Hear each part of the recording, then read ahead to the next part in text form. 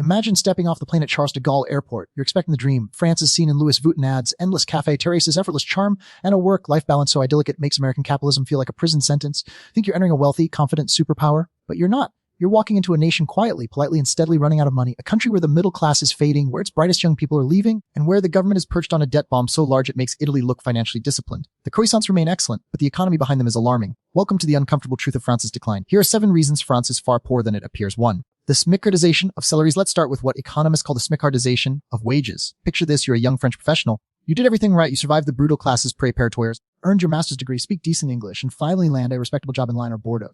Then you open your first paycheck to $940. That's the net monthly median salary in France as of 2024, meaning half the population earns even less. Now compare that to someone with no degree, maybe a cashier, cleaner, or unskilled server, earning less from like the minimum wage. 2024, the net spikes is roughly $1,400. Do you see the issue? The difference between barely surviving and being middle class is less than $550 a month. The US, the gap between a minimum wage worker and a median earner is enormous. In France, it's almost negligible. Over the last 2 decades, France has flattened its wage structure like a pancake. Because labor costs are so high, we'll get taxes soon. Employers simply can't raise salaries, so when the government aggressively increases the minimum wage, the floor rises. But the ceiling stays frozen. The floor is literally swallowing the room. Years ago, only a small portion of workers earned minimum wage. Today, over 17% do, and millions more hover just a few euros above it. Imagine the psychological blow. You study for years, take on stress, lead teams, and end up earning barely more than someone stocking supermarket shelves. Why strive? Why innovate? It's not just economic stagnation. It's a national level motivation killer. And then there's housing. If you think 900 stretches far because healthcare is free, welcome to the French real estate nightmare. In Paris, a basic studio, nothing fancy. Just a room where you can touch the fridge from your bed, costed $200 to $500 a month. On a median salary, living in the capital is mathematically impossible unless you have roommates or wealthy parents who aren't living into them inside it. To the museum economy, deindustrialization, drive 2 hours north of Paris's luxury boutiques and you enter another universe, the French belt. Houts de France, Grand Est. This is where the ghosts of French industry linger. We love imagining France as a powerhouse, Airbus, nuclear energy, high-speed trains. And yes, those exist, but they're relics of a bygone golden age, not markers of a thriving industrial present.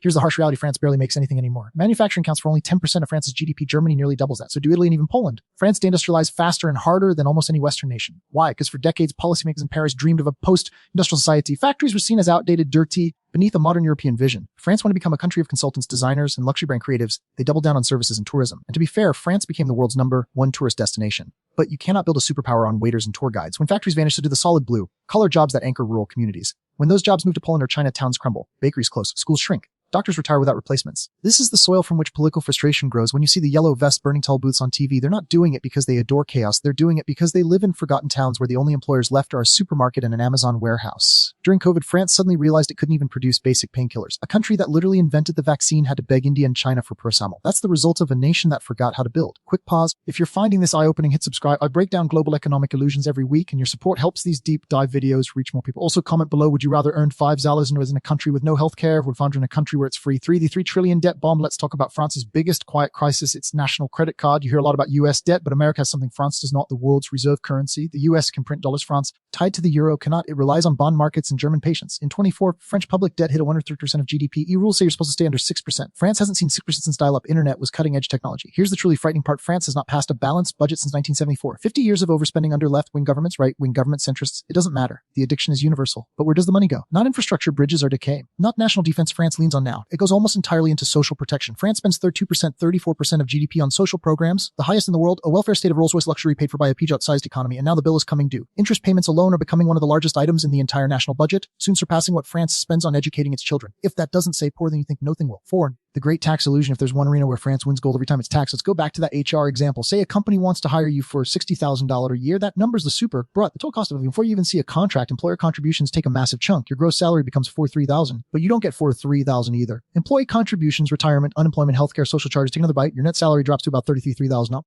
And then you still owe instant income tax. By the time your paycheck reaches your bank account, nearly half of your employer plate has already evaporated into government coffers. France has the highest tax burden in the OECD, around 4.5-4.8% of GDP. This creates a suffocating loop. Companies can't afford high wages to workers, have no purchasing power. Do the economy slow, the government raises taxes to fix the slowdown, to repeat its economic strangulation, slow motion. And if you try to get rich, France practically apologizes on your behalf. For years, it had a tax that punished you simply for having assets. That policy drove thousands of millionaires out of the country. The cultural message remains clear: success is suspicious. Please hand over half. 5. The pension Ponzi scheme. You may remember the 2023 images of Paris burning, trash piling up, riot police everywhere. Was it war? A coup? No. The government proposed raising the retirement age from 62 to most countries. That's nothing. But in France, it triggered nationwide revolt. Here's the uncomfortable truth.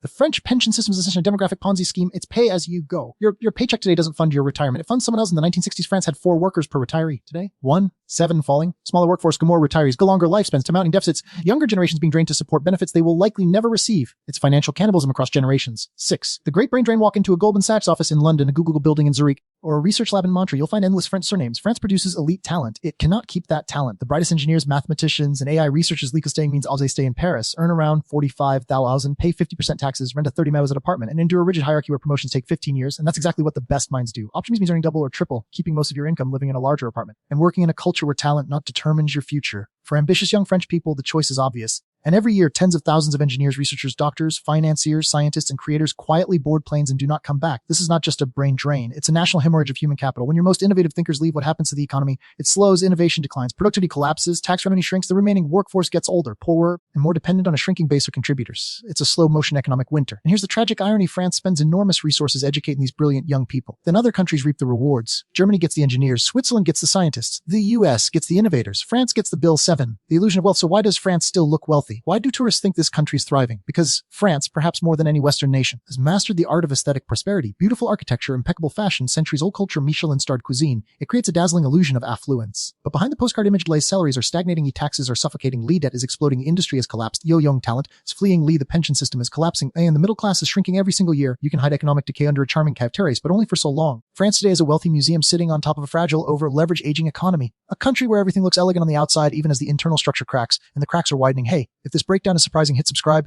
We explore how global powers rise, decline, and hide their problems behind political theater. Tell me in the comments, do you think France can reverse this decline, or has the tipping point already passed?